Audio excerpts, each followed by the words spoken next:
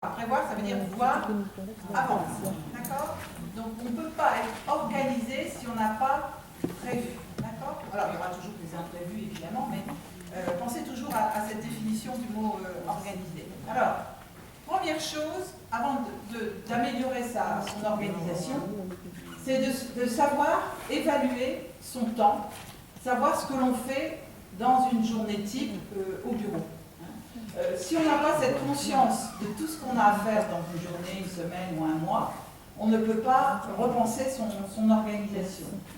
Alors, est-ce que vous vous souvenez précisément de ce que vous avez fait lors de votre dernière journée de travail? Je ne dis pas hier, mais la semaine dernière par exemple. Est-ce que c'est quelque chose qui vous revient? Alors, vous avez un papier pour écrire là? Je vous donne 3 minutes chacune. Essayez de vous remémorer votre dernière journée de travail en disant bah oui, cette journée-là, j'ai fait ça, le matin j'ai fait ça, ensuite j'ai vu mon manager, ensuite voilà. Essayez de faire un travail de mémorisation, essayez de vous souvenir.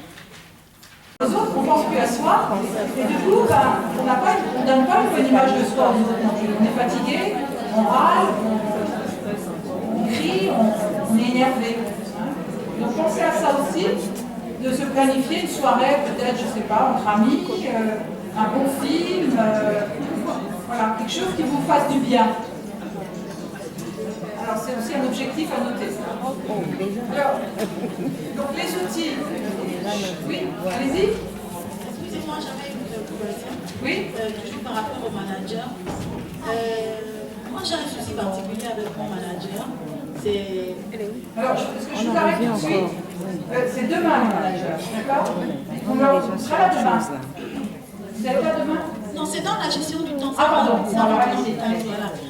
Lorsqu'il reçoit, souvent le matin quand on arrive, à la veille, on a déjà programmé les rendez-vous du jour.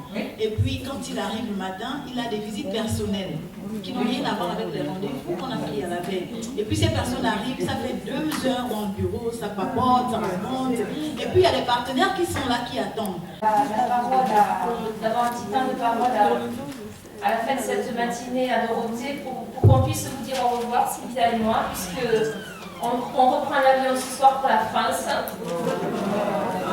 Je dois vous dire que tout à l'heure, on a eu une émotion pendant la pause café, on a pleuré, tous les deux. On a pleuré parce qu'on est vraiment triste de vous quitter. On m'avait dit, Monique, si tu vas en Afrique, quand tu repartiras, tu ne seras pas la même Monique. Et c'est vrai. Sylvia m'a dit ça cette semaine et c'est vrai que je suis vraiment très émue.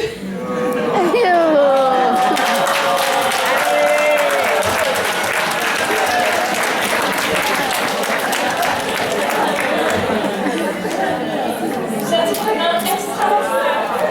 Je crois que j'avais noté demain face à des assistants. Et pourtant, Dieu sait que je prends la parole souvent. J'avais jamais ressenti ce que j'ai ressenti pendant ces 3 jours. C'est extraordinaire.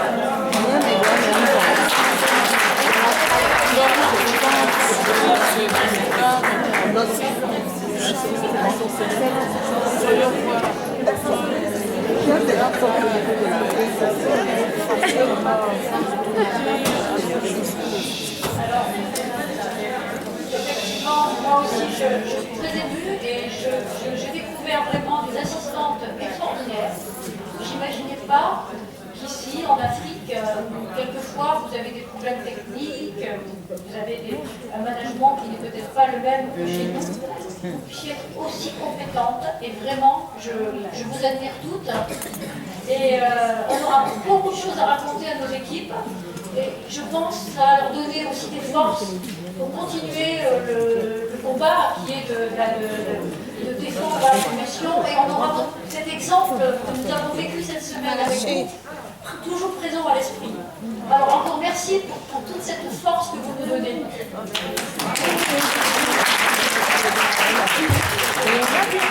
Et je voudrais remercier encore une fois Marie-Bonne pour ce trait d'union qu'elle a mis entre la France et le reste du monde.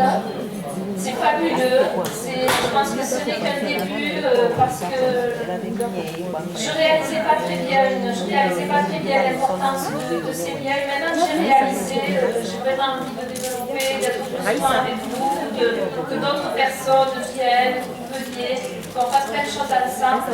C'était super, vraiment. Merci Marie. Merci. Je viens de demander à Dorothée solennellement de nous mettre en couveuse, nous les présidentes, les personnes qui avons l'habitude de prendre la parole en public, de nous mettre en couveuse, de nous apprendre ce qu'elle sait faire, pour que les choses puissent continuer, parce qu'elle nous menace tous les ans qu'elle veut s'arrêter, moi je lui ai interdit de s'arrêter, mais il arrivera un moment où elle ne résistera plus à mes assauts. Et donc je lui ai demandé de nous mettre en couveuse et de nous apprendre ce métier, ce fabuleux métier qu'elle fait de transmission pour notre profession. Voilà. Et merci à vous.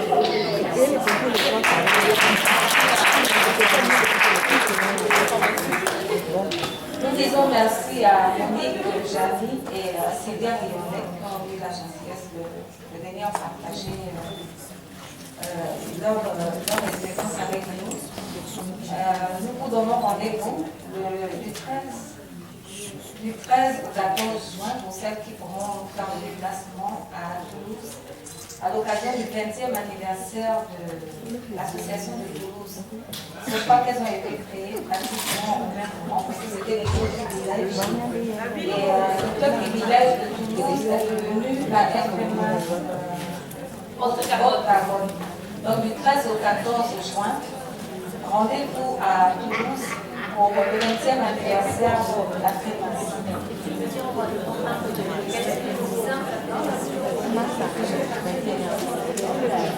Voilà, Monique rajoute en novembre 2015, ça c'est formidable, donc un an avant, elle fixe déjà les dates de cette manifestation. Donc en novembre 2015, rendez-vous à Paris pour le 10e anniversaire de la création de la Fédération française de l'assistance. Vous venez à Toulouse et vous restez jusqu'à l'année suivante. Ah ouais, vous pouvez nous embaucher, hein. Vous n'avez pas une petite chanson quand les gens s'en vont? Vous n'avez pas une petite chanson? Oui,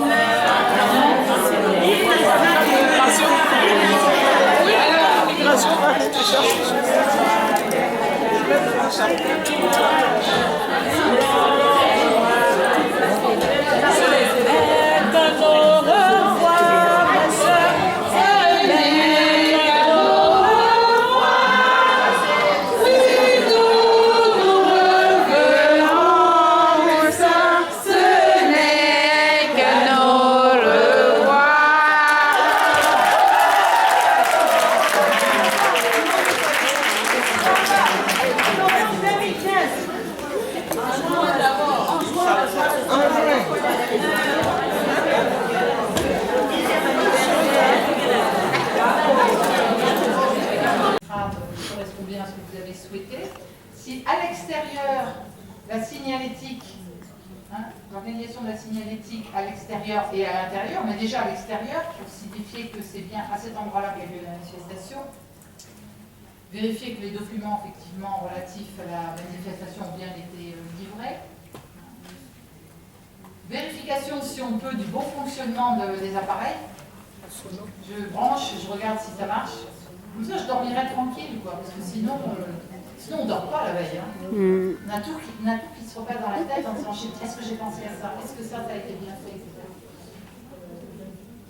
Alors, dans le coin, on n'a pas mis décoration florale, tout ça, mais on peut le rajouter. Et est-ce que l'espace accueil est bien organisé? Est-ce qu'il y a quelqu'un à l'accueil pour diriger, vérifier que les gens sont bien inscrits, donner les badges, installer, donner les dossiers des participants, installer dans la salle. Et ça, c'est souvent le rôle de la personne comme vous, enfin, l'assistant, qui elle a participé à toute la préparation, donc est bien au courant, et qui saura bien sûr vous guider. Est-ce que dans les ultimes vérifications, vous voyez autre chose? Alors bien sûr, j'ai